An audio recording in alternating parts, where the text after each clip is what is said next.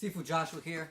We're going to talk about how to develop power and what it means for striking self-defense.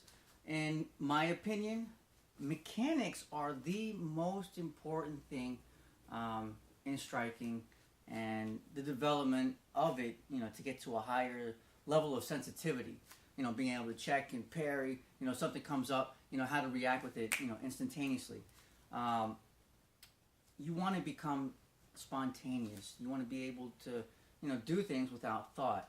And to me, the only way you really get there is by having really deep ingrained mechanics. Doesn't matter how you react, is going to be, with as much intent and purpose when you do whatever it is that it may be. In my Kenpo background, that's going to be meaning, having my backup mass, having my weight behind each and every movement I have, whether that is a punch or a kick. It doesn't change. I want to have the same mechanics. Growing up, I was a baseball player, and I was a pitcher. And as a pitcher, you are working towards having the same mechanics each and every single time that you throw the pitch. As you get to a higher level, you want to have the same mechanics so the batter doesn't know whether you're going to be throwing a fastball or an off-speed pitch like a curveball or a knuckleball.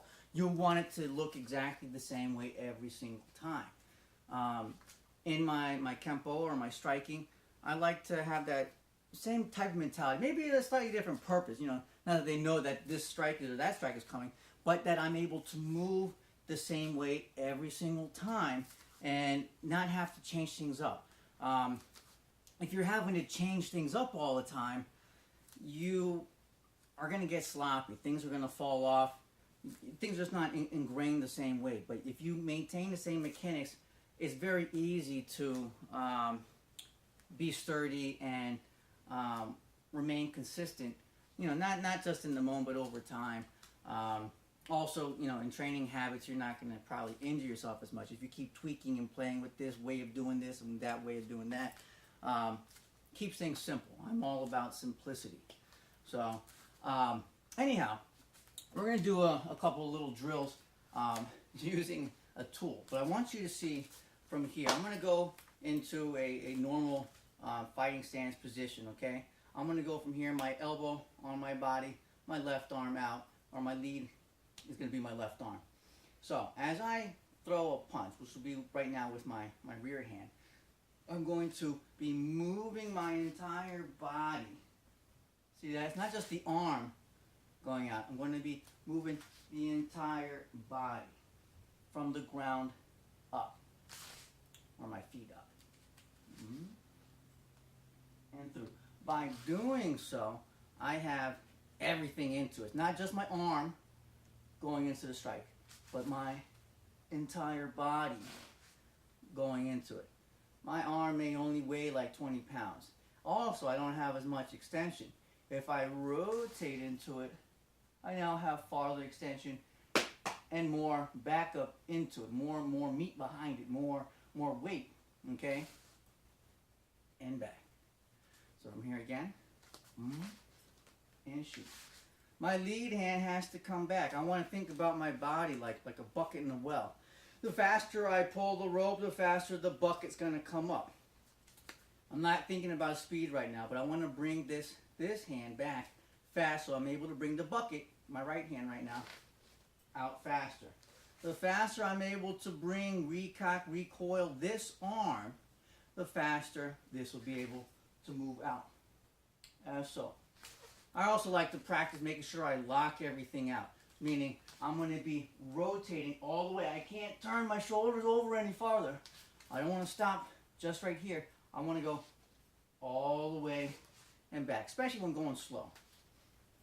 Boom, and back. Boom, and back.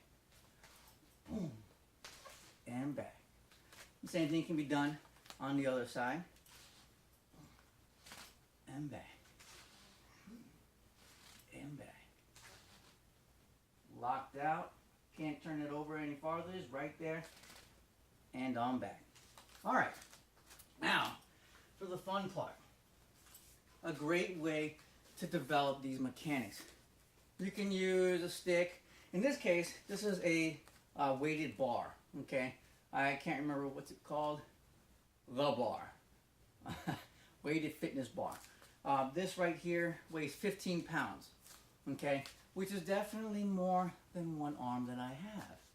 Now, the reason I'm using this specific one is because it requires me to use the mechanics that I was talking about. If I were to try to just do everything with my arms right now that you're going to see me do, it would get heavy very, very quickly, and I'd be off balance.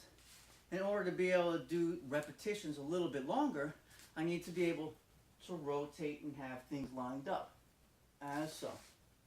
So right now, I have my lead hand, my right hand. My right hand is going to be on top right now. My left hand is going to be underneath. Okay, I usually like to do opposites right here. So right here, I'm going to shift forward and up and back. Forward as I lock. Notice where my hand is. And back. Forward and back. I don't want to drop my hands. I want to keep this sucker up. As I come out also, my elbow staying very close to my body. It's not off my body. It's right on. Makes it so my arms don't get tired as easily. And back. And back. Now let me change it up now. I'm going to go around. I'm going to rotate this way. And back. And back. From the front, so you see where my lead hand goes, here, and back.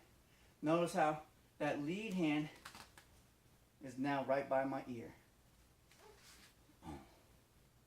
From here, and back.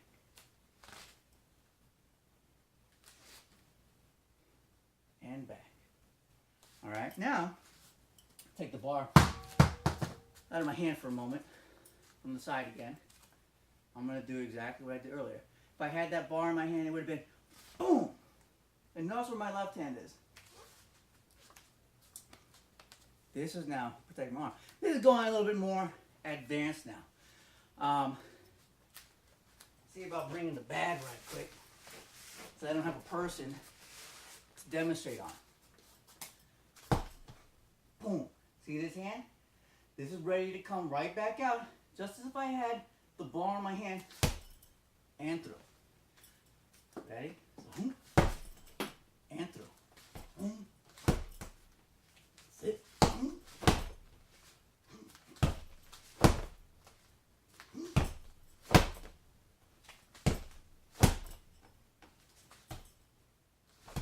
And through. So you learn how to hit with the one hand, but also be able to come back out, and with backup mass the same way I was using a bar. I'm shifting, I'm shifting. Boom, boom, boom, boom, boom, boom. All right. What was the other one? Oh, and from the side.